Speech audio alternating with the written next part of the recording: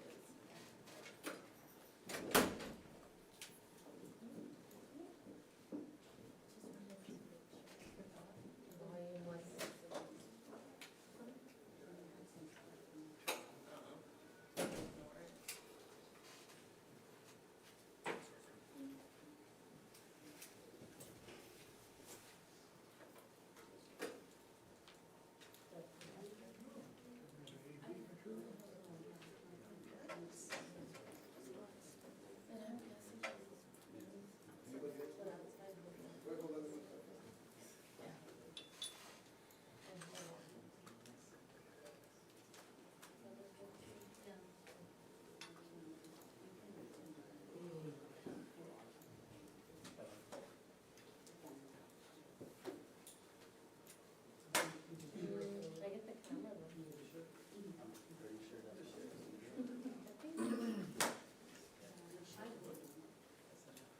Cause this one I did in the camera. See? Yeah. I feel like it's confusing. Feel like that.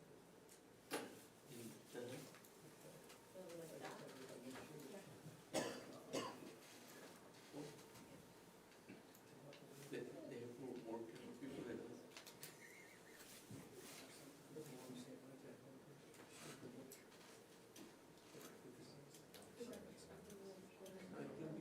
different buildings. So that's just one over there. I'm gonna do one.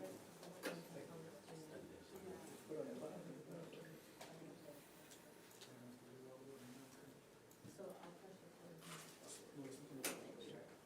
Your mic is over there? Yeah.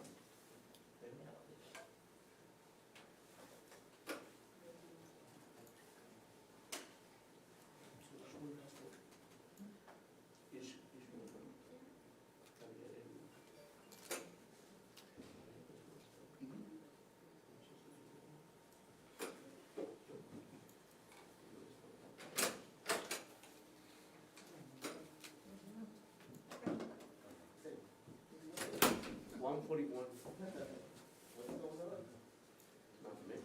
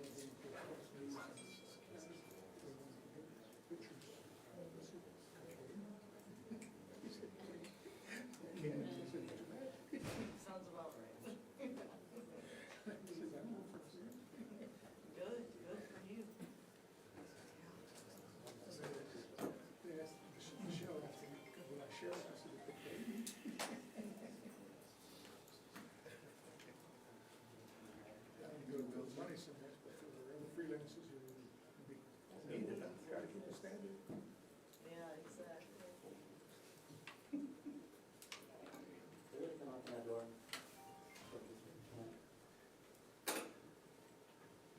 Take one, yeah, you may check the mic.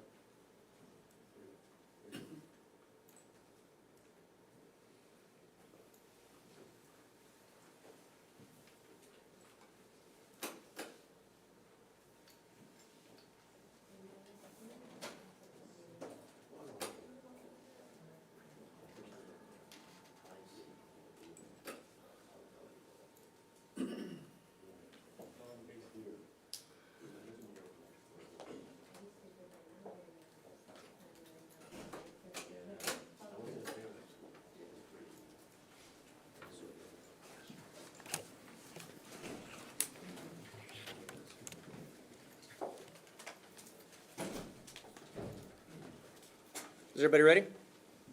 Sir? Okay, that's fine. Take your time. Let me know when you're ready.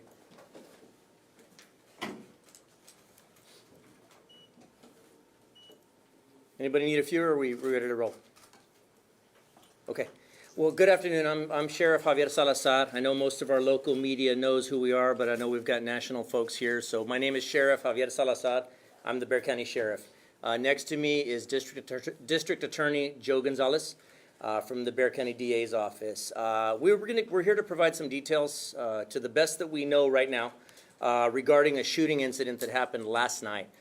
So what I'll be talking about is, obviously, I will be giving tentative details on who the victims are. We don't have a definitive identification at this point, but we're fairly certain who these folks are. So we'll be identifying them, and we'll also be identifying the suspect in the case, who is currently in custody and is remanded without bond in Travis County on the part of the incident that happened there in Travis County. Now, while I won't be speaking in great detail about what happened in Travis County, because I still don't know full details, of course, we have been in communications with the Austin Police Department. I know our district attorney has been talking to the DA there in Travis County, and I'll let him discuss that. I will be talking about the timeline of events that, as we know them here in Bexar County, and I will be asking for the public's help with certain details on that. I will also be prepared to talk about a timeline of events, again, as we know them, of our dealings with this suspect to this point. And so let me begin by just telling you who the victims are in this case that we're talking about, if we can bring those up on the stage. Tentatively ID'd, we've got Phyllis James, 55 years of age, and Shane M. James Sr., he's 56 years of age.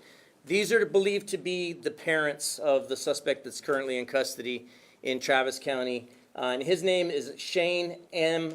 James Jr. He's 34 years of age. Do we have a picture of him? That's the suspect there. Again, here currently we are working on warrants to file on him. The only current charges that he has are the whatever charges Austin PD has him in custody on. They're in the Travis County Jail. And then plus 3 misdemeanor warrants from here in Bexar County. So here's what we know of the timeline here. The last time we have a report that somebody spoke to one of these victims was at around 10 p.m. the night of the 4th. The sibling of the suspect, one of his siblings, spoke to one of the victims about 10 p.m., give or take, the night prior. The next thing that we have on our timeline as far as that goes is the next morning at 9, one of the neighbors woke up, saw that the father's vehicle was not in the driveway, which he found odd for whatever reason. He assumed that, for some reason, he assumed that the son must have the vehicle and is gone somewhere in the dad's car. So the best that we can put together, possible time of death, is sometime between 10 p.m. that night and 9 a.m. that next morning. Here's where I'll be asking the public for assistance. So while we don't know exactly where during that time frame these victims were killed, we're asking the public that if you live in that neighborhood, please make it a point to check your doorbell camera video. In a bit, we're going to be showing a picture of the suspect's vehicle, what he went to Austin in. That car is currently in our custody. But what we're going to be asking is neighbors to check, did you see this car on a doorbell camera sometime between 10 p.m. and 9 a.m.? Did you hear what you thought may have been gunshots, but you wrote it off at the time, but now we know that there was a double shooting that happened with several gunshots fired from what we're able to determine a large caliber handgun. So we're, again, asking the public to reach out to us, 210-335-6000. You can also email us at bcsotips@bear.org. But we are asking for any information that you have. Again, and I'll use this as an opportunity to remind you, if what you feel is just a puzzle piece that's this big, it may be just that one puzzle piece that we need to break this case wide open for us. So please, call us no matter how insignificant you feel your information might be. Please, it's important that you call us. Again, 210-335-6000 or bcsotips@bear.org. Likewise, if you live between here and Austin and you feel like you had seen, and we'll show his picture again in a few, but we're also going to show the suspect vehicle. Let's go ahead and bring out the picture of that suspect vehicle. This is the suspect's car. Is that the exact color, Johnny, or is that a different? Okay, so that's the exact color of the suspect's car. We are asking, again, anybody that may have possibly run into this suspect in this car at a gas station between here and Austin. Again, we're trying to determine a timeline, and so we're asking anybody that may have seen that vehicle to please give us a call, 210-335-6000 or bcsotips@bear.org. So with regard to the shooting itself, the first time we became aware was around 7:45 last night. We got a call from Austin PD saying that they had a suspect in custody there in Austin for several shootings. To now, I still don't know the number of victims that were actually shot in Austin. I know there was some civilians that died as a result of the shooting, and I know that there were some law enforcement officers that were wounded. I believe they have all survived their injuries. But that's really the extent of what I know about what occurred in Austin. I'm sure my homicide folks know more, but that's what I know at this point. They called us at about 7:45 and said they had this suspect in custody in Austin, and could we please check a location here in Bexar County that is associated with him, his residence. We had deputies go there to the residence, and they knocked on the door. They saw water coming out from under the door, and which obviously struck them as strange. They then got clearance from their supervisor to force entry to the residence under exigent circumstances, believing somebody may be injured inside the home. And as it turns out, that's exactly the case. I was actually monitoring the radio at the time that they made entry to the home. You could hear them going through the home saying, "We're clearing this bedroom, we're clearing this room now." At a certain point in there, you hear the deputies say, "We have a crime scene," or words to that effect. So it was obvious at that point they found blood and or the victim's deceased in a small room located in the house itself. Once they realized that what we were dealing with was most likely a double homicide, they then notified CID, and we came to the location and began processing the scene. They spent the better part of the night and early into this morning processing that scene. They've gathered all the evidence that they could. We cleared the scene at about 5 o'clock this morning, thereabouts, maybe between 4 and 5 o'clock this morning. Turned the house back over to the next of kin, and came back and started processing the scene. Again, our intention at this point is to eventually, and I'm talking about here in the next day, maybe the next day or two, charge this suspect here in Bexar County with either murder or capital murder, based upon what the facts of the case as we know them at that time, what that can support. Obviously, I would hope for the higher charge, but do we have enough elements of the offense met that will support capital murder? So that determination will be made very sooner rather than later, and we will be charging him. Now, I can tell you, at this point, we are hopeful. Well, I can tell you that the DAs have been working, and I'll let Mr. Gonzalez address that more in depth, but I can tell you that the DAs have been working behind the scenes to where we're certain that this suspect is not going to get out of jail. The reason, obviously, that allows us to take our time is then we can put together the best case possible before we go to the magistrate and say, hey, we want an arrest warrant, and here's what we're looking for. It allows my investigators time to meticulously go through all the evidence and then present the best case they possibly can to the magistrate trying to get an arrest warrant. And so that's what we know to this point. What I can tell you about the timeline of events as we know them, our dealings with this suspect. January 6th of 2022, he was arrested there in the 6000 block of Port Royal for 3 misdemeanor charges of assault. We believe that the victims of those assaults at that time were the 2 decedents, the 2 victims that were deceased, and then a sibling. He was arrested on that day, on January 6, 2022, by deputies from the Bexar County Sheriff's Office. He was booked into the jail on January 7th. On January 14th, a victim's advocate from the Sheriff's Office, in keeping in protocol with what we do with domestic violence cases, reached out to the family. The family stated that James does not belong in jail. He has mental health issues. At some point during that time, I believe around January 27th of 2022, the conditions of his bond were altered. I'm not exactly sure why, but I can speculate a bit if you'll allow me to detail what I know of those bond conditions. Initially, when he was booked on January 7th, he was booked with the bond. He had the bond conditions on his charge of no contact whatsoever with the victims. January 7th. On January 27th, the bond changed to no threatening, harmful contact with the victims in the case. Again, I'm speculating, but I believe that may have been done at the request of the family members that said, hey, he's got nowhere else to go but home. We can't deal with those bond conditions. We need them relaxed a bit. So they were relaxed a bit January 27th to no harmful contact with the victims. March 7th, he was released from jail. On March 8th, we now know that he cut off his ankle monitor. And those 3 charges then became warrants for his arrest. At that point in time, it's interesting to note, it was not actually a criminal offense to cut off an ankle monitor during that time. At that time, it became a criminal offense this past September to cut off your ankle monitor. So while it was a violation of your probation or your bond to cut off an ankle monitor back then, it was not actually a standalone crime. Now it is actually a standalone crime, and I believe it's a felony offense to do so.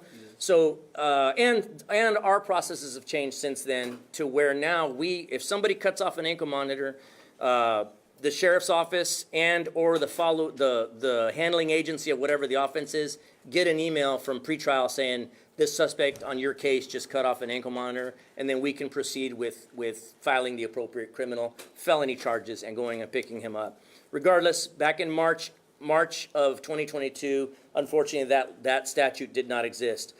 On March 9th, those warrants were reissued for arrest due to violation of the bond. This past August, our deputies received a call to that location for a mental health episode.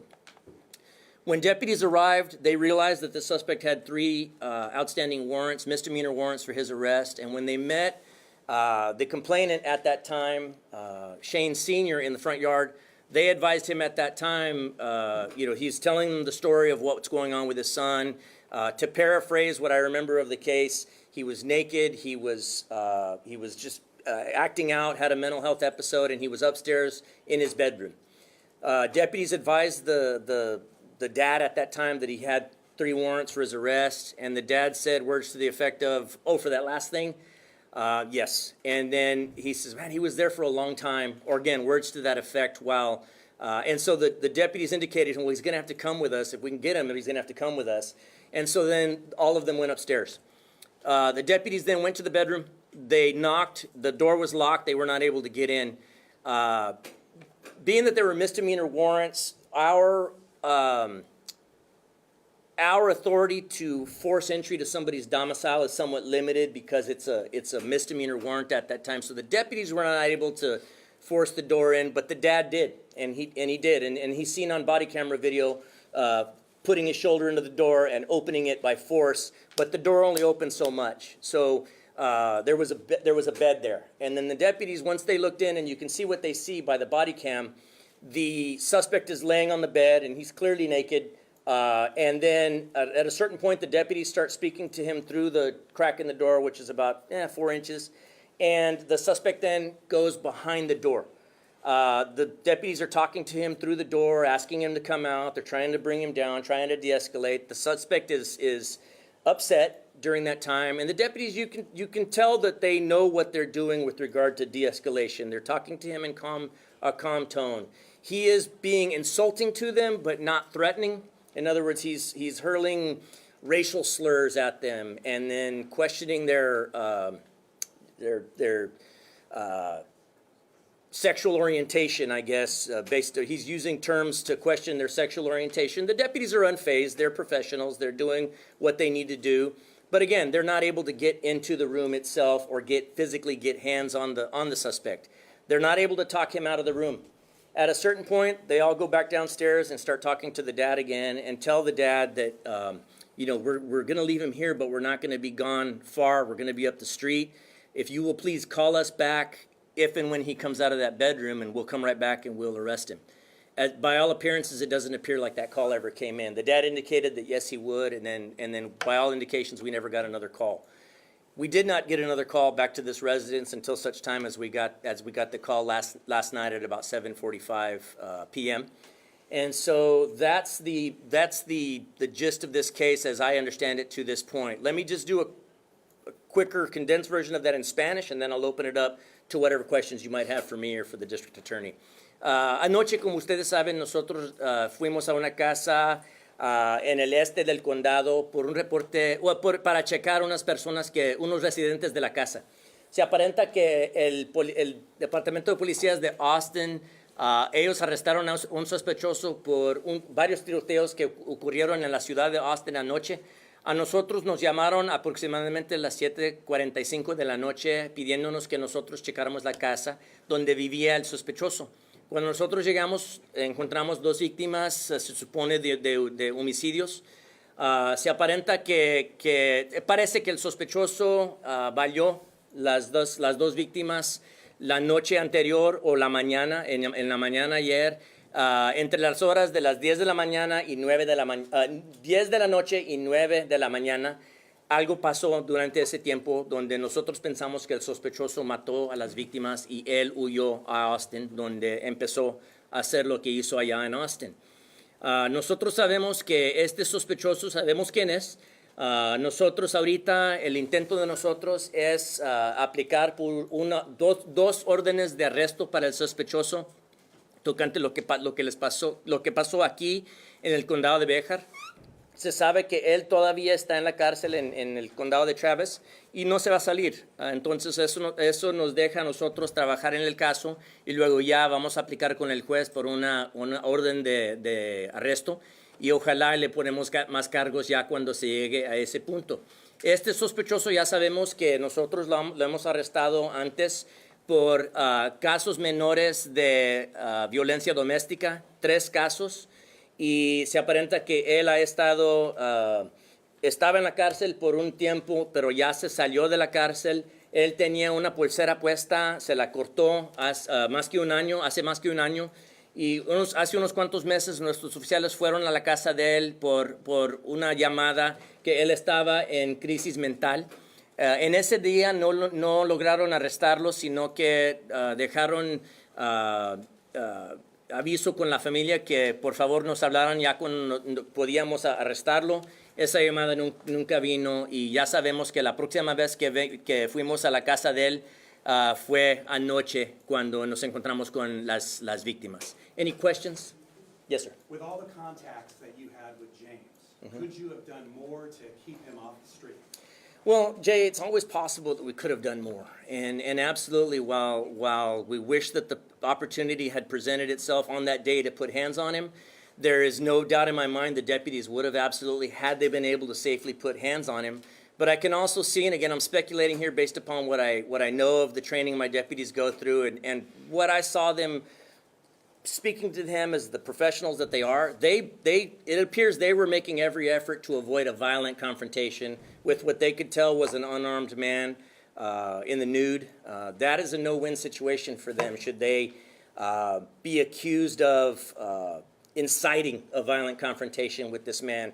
I think they made the intent to try to de-escalate. When that failed, they left the location, again, in hopes of coming back. But for that time, it appears to me they wanted to avoid a violent confrontation. So absolutely, I wish we could have been able to get him in custody. Now, with that being said, it's assuming a lot, saying had they just arrested him that day, this wouldn't have happened.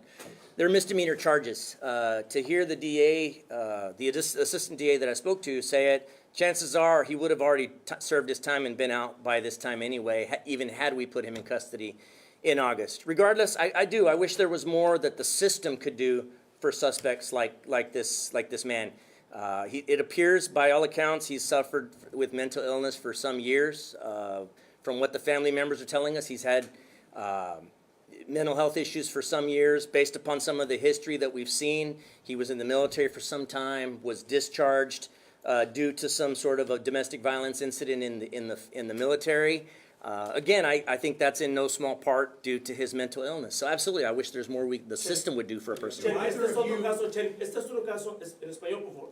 Este es un caso donde otra vez, a lo mejor, tú mismo o el fiscal van a ser atacados o señalados diciendo, aquí tenemos otro caso donde dejan salir a alguien en libertad condicional y miren la tragedia que pasa. ¿Qué respondes? Y a lo mejor tal vez el fiscal que puede responder a eso. Mira, en cada caso que nosotros hacemos nuestro trabajo, uno nos puede atacar. Si no queremos hacer eso, entonces ¿para qué hacer este trabajo? Con eso, mi trabajo es proteger nuestra comunidad. Es lo que estos oficiales intentaron hacer. La persona que se debería echar la culpa en este caso es el sospechoso Aunque tenía él problemas mentales, también no sabemos cómo se juntó él con una arma. Nosotros no le pusimos esa arma en las manos, sino que nosotros ahorita quisiéramos averiguar quién le dio acceso a las armas, porque su condición de él era que no debería tener armas, pero eso pasó. También sabemos que el hombre desafortunadamente no estaba tomando sus medicinas y que estaba tomando en los días anteriores de esto que estaba tomando. También eso fue alguna condición. Este hombre, aunque tiene problemas físicas o mentales, es adulto. Él también sabe lo que debería estar haciendo y no estar haciendo. Entonces la culpa es de él. A nosotros nos toca poder averiguar cómo se debería hacer las cosas y cómo aprender de esta situación para prevenir otras tragedias en el futuro. Y es lo que estamos haciendo ahorita. Tia Gonzalez, I know it was last year, but James was bonded out by Texas Organizing Project, which has worked with the county to reduce the population at the jail. They've also contributed to your election campaign and to the sheriff's. And they bonded them out on those assault charges after bond was reduced.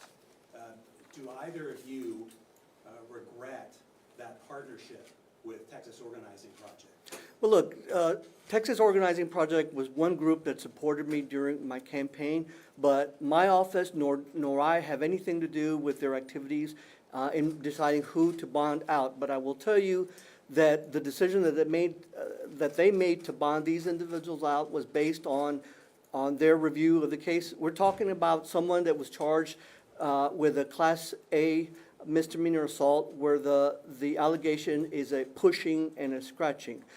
There was no criminal history of this individual, so as bonds go and as risk goes, this was a low risk to that organization and I suppose to the judge in determining where the bond. And I will repeat that the district attorney's office does not set bonds. We recommend bonds. It's up to the magistrate judge to set a bond. But I would say that based on the information that the magistrate judge had at the time, and then the county court judge, that the bonds at that moment were appropriate. And so we're talking about 3 $100 bonds. So when you talk about any organization, whether it's TOP or a commercial bondsman or an individual, again, these were low bonds. But they were reduced. Can you Well, just, I understand, but they were reduced by the judge, and so he reduced it from $500 to $100, and so those bonds were then the bonds that the organization bonded the defendant out with. But if the question is whether or not that organization should have done that. Again, that's a question you're gonna have to ask them, because I didn't have anything to do with that. That's something you'd have to address Do with either of you them. plan to pay that money back or donate that amount to charity, things that politicians have done in the past where organizations that have helped fund them or supported them have then been involved in a situation like this?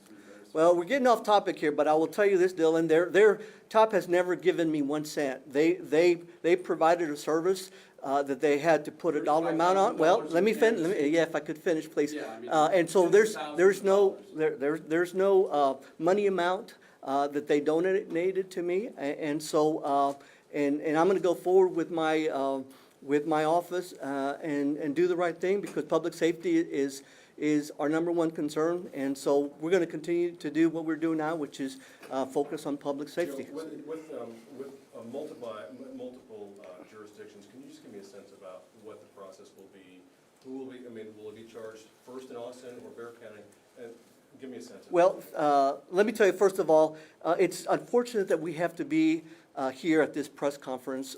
We hope to never have to do this, but what is positive about this thing is that these agencies have come together as soon as we have. I thank the sheriff for inviting me to be part of this, because we usually don't get involved until a case is investigated and filed in our office. But I will tell you that there are already agencies that are being proactive. I spoke this morning with the district attorney in Travis County. I spoke to the U.S. Attorney's office. I spoke to the actual U.S. Attorney, and has offered his resources and his help. So that's a positive thing, that we're going to be working together. I will tell you that this man is in the custody of Travis County. I don't expect that he will be released to us to prosecute this case when it's filed until they resolve their case. But I will tell you that we're already taking steps to ensure that this man doesn't get out in the public.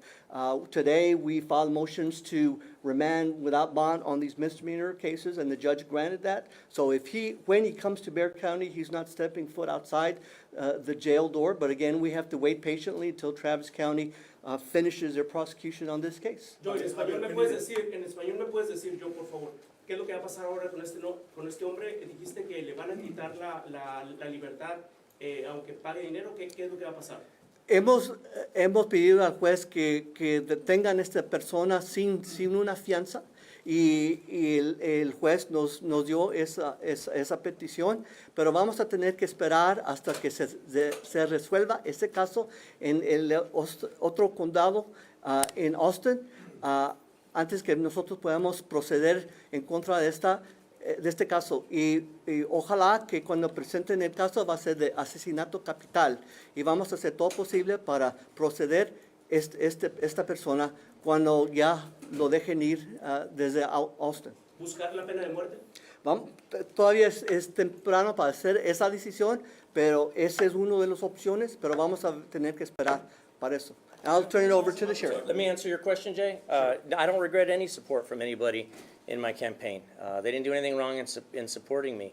Dylan, to answer your question, no, there's nothing for me to refund. Again, they didn't do anything wrong in helping this gentleman exercise his right to bond. So no, there won't be anything refunded, and I don't regret anybody supporting me. Javier, can you tell us about the weapon and just how he got it? Was it legally purchased, or anything background on that? So we're trying to find out where that weapon came from. We're assuming it came from within the house, but beyond that, I don't know much about the weapon that he was caught with. What I can tell you at this point is that I believe the shell casings we found in the home do match at least some of the shell casings found in Austin, but beyond that, I don't know if they match the gun that he was caught with, or how many guns he was caught with. I don't have those details. Gonzalez, is there a reason that the misdemeanor cases are not actively available online? Because we had to call your office to confirm earlier that there were in fact cases against him. And when I went up online recent afternoon, they were there. Well, if you're talking about the 3 misdemeanor cases filed in Bexar County, they should be available, because they're public. They're a matter of public record, and Public records are there, the hard copy, but online, there's no record of him in the system.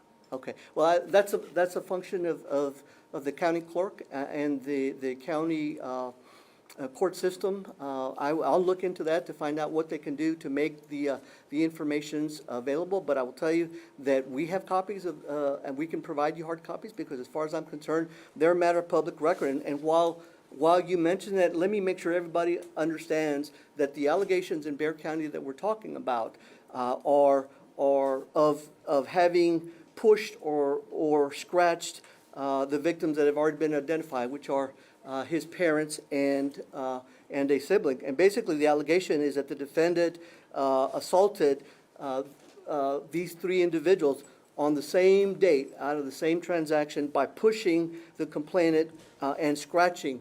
So as these kind of offenses go, obviously, we're not talking about an aggravated offense. We're not talking about any weapons used. We're not talking about serious bodily injury, but it is a crime.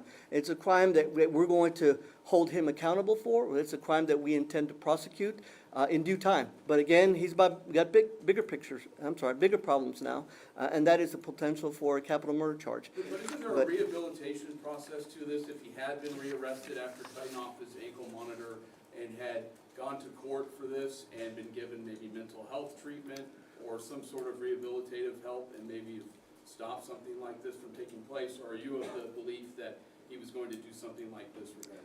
Well, sure, there's always a potential, and we hope that people can be rehabilitated, but you got to get to court in order to accept rehabilitation. You have to be able or be willing to resolve this case. The reality is he cut off his monitor, as you've heard the sheriff say, and for almost 2 years, that is over for a year and a half, he was a fugitive from justice. He was on the lam, as they say, and so unless we have him back in custody or we have him coming into court, we can't resolve the case. And that's where we were with these cases. For over a year and a half, we couldn't get any resolution while he was in the wind.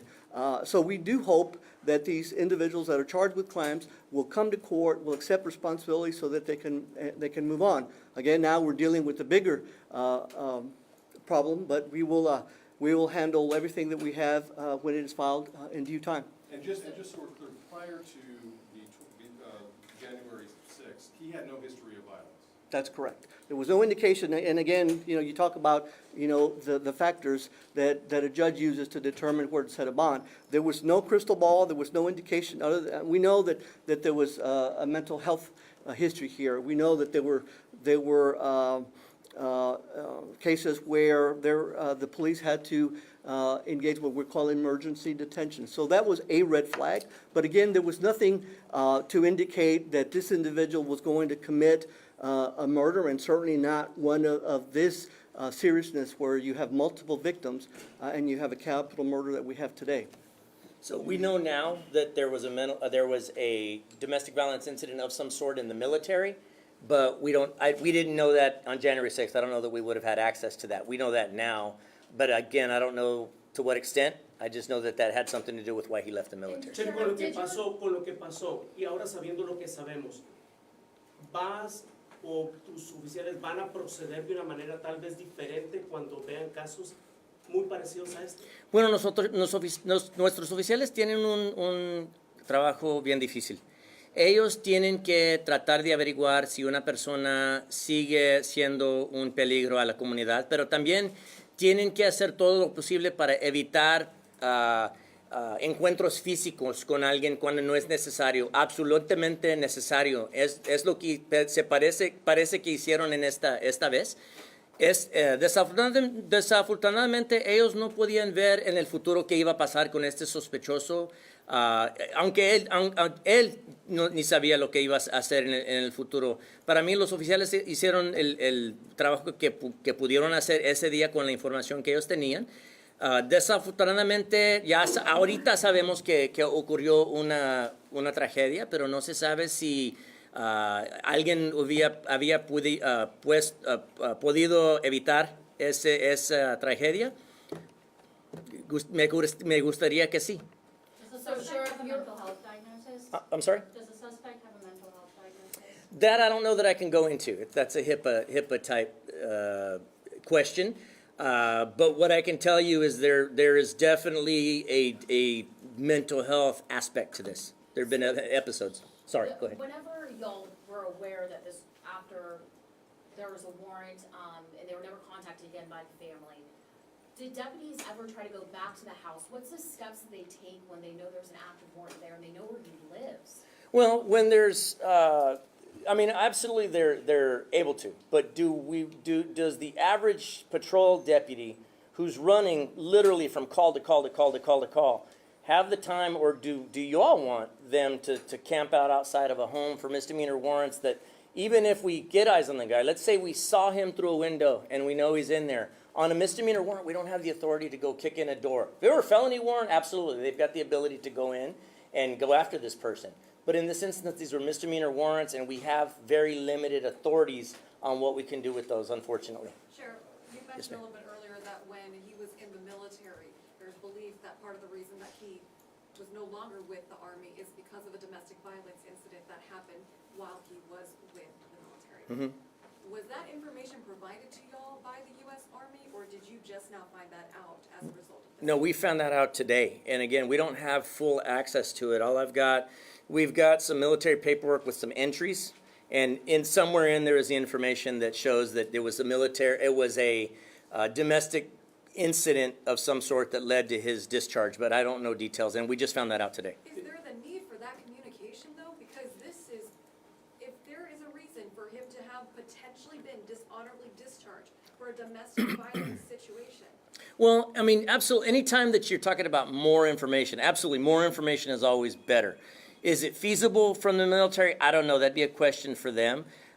Is there a mechanism for us to take in this information in Military City, USA, where we just have tens of thousands of military veterans? Is it feasible for us to take in that information and then store it somewhere on the off chance that maybe somebody will come in? I know that's not what you're saying. Absolutely, more information is always better, but I don't know that it would have prevented anything in this The instance. timeline, the last contact was August of this year, Yes, him at the home. yes, sir. Okay. Sheriff, when deputies do these wells. I'm sorry, she had a follow-up question I for was me. just gonna say, so if that information had been provided to you all by the U.S. Army before today, Mhm. would that have changed, and maybe DA Gonzalez, this is a question for you, would that have changed it from a misdemeanor to something else, knowing there had already been a history? I don't think it would have been, because it looks like it was in the 2012 timeframe, 2004 timeframe. This was some time ago, so I don't know that it would have contributed in any way to what happened in 2022 or otherwise. Sorry. Hold on, my information was that this incident occurred outside Bear County, so we wouldn't have been able to use that to enhance this to more serious offense. Sure, so when deputies do the type of check, when you said they were trying to de-escalate the situation, do they check for other weapons in the house, or were there other weapons or firearms in the house when you guys were in there last night? I think typically we ask for weapons. Since the homeowner was not suspected of any wrongdoing, I don't know that we would have gone searching or anything, absent consent. But that's a typical question that we ask: are there any weapons in the home? And on the key card, on the details, my understanding is we were told no weapons were seen. So there was no reason for them to believe there was weapons involved. Now, this is Texas. Just about every house has at least a gun in it, so we always assume that there is one. But until we're told he had it, he's holding it, he brandished it, he threatened somebody, we just assume that it's not in play at that moment. And clearly with him, again, I believe they could clearly see he was laying down, he was nude. I don't think they perceived an immediate threat, but they also, I don't think, wanted to initiate a violent confrontation when we may not have had the strongest authority to even burst into that room. That would have gotten them into even more problems at that point. Is there any indication why he went to Austin and encountered any of the people that he killed there? So there is not, Joey. What my understanding is that a sibling lives in Austin, in the Austin area, but I don't know. Again, it'd be speculation for me to say he was going there for her. We don't know. Austin may have a better understanding of what he was doing there. I don't know that there was any rhyme or reason to how he selected his victims at all. Nothing that we've been made aware of. And my understanding was that last night he clammed up. He started an interview with them and then he clammed up. We had an investigator on the way to liaison with Austin, and then when he heard that the guy self-terminated the interview, he turned around and came back home. He figured he could do more help here.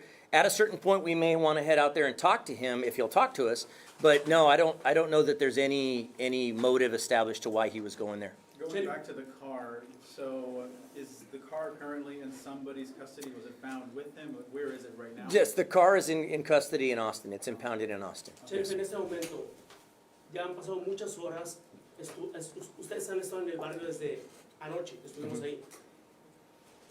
Los vecinos escucharon algo, ¿se dieron cuenta de algo hasta donde sabes tú? No, pues nosotros ahorita es lo que estamos pidiendo al público, que si vecinos escucharon algo como balazos, si vieron algo, si escucharon un carro que iba a muy alta velocidad huyendo de la escena, nosotros quisiéramos que nos hablen a 210-335-6000 o que nos manden email bcsotips@bear.org. So, entonces, desde ayer que tus agentes han estado ahí con los vecinos, nada. No, nosotros estamos ahorita tocando en las puertas, preguntando si alguien vio algo, si tienen video, es lo que estamos haciendo ahorita, pero es posible también que nosotros tocamos una puerta, nadie estaba en el trabajo, pero ya que van llegando a la casa y viendo las noticias, ojalá nos ven eso y nos hablen si tienen algo de información para ayudarnos. Sheriff, anoche usted dijo que todo aparentaba que los había matado y habían movido los cuerpos a otro cuarto. ¿Sabe más de eso? ¿Los quería tal vez esconder? No, es lo que estamos hablando. Mira, con una persona que está en crisis mental, hay gran chance que nosotros nunca vamos a averiguar qué estaba pensando él en aquellos momentos. No se sabe. Si él habla con nosotros, obviamente le vamos a preguntar eso, pero también hay gran chance que nosotros nunca vamos a darnos cuenta qué es lo que pasó. Nosotros, siguiendo la evidencia que nosotros tenemos, parece que los valió en un cuarto y los llevó al otro cuarto, pero no se sabe cómo o por qué, y ojalá nos vayamos a dar cuenta en algún día. You're asking the public's help for a little bit of a missing piece. What about the timeline don't you have so that the public can help? So the last time anybody spoke to one of the victims was 10 p.m., and then the first time somebody said they didn't see a car that should have been in the driveways was 9 a.m. So sometime between 10 p.m. and 9 a.m., we believe, is when the homicides occurred. Could have happened at 10:01 and then he took off to Austin.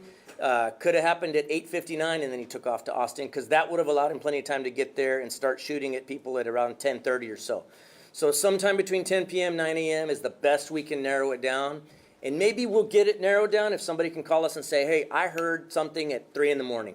We know that it was at least several gunshots from a large caliber handgun. So somebody may have heard something and woke up half asleep, said, oh, it's just firecrackers, it's just those crazy kids next door or whatever, and they just wrote it off and didn't call. Again, we're asking you to try to remember, and if you heard something suspicious, call us. Where were the victims hit, do you know? They were hit in the upper body. That's what I'll say at this point. Okay. And do you know who owned the gun? No, we have not yet been able to determine that. Thank you so much.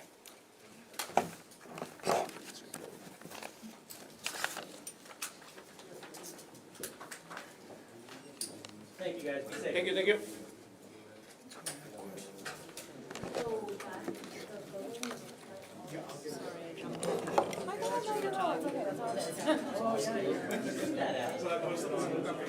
Oh, we friends on Facebook, I guess. Yeah, okay, I get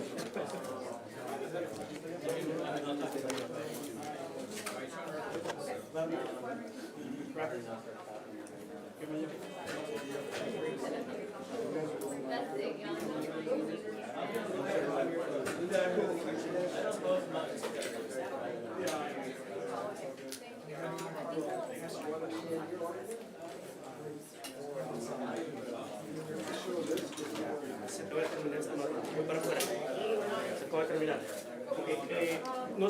¿Ya estás conectado todavía? Alejandro está conectado todavía. Okay.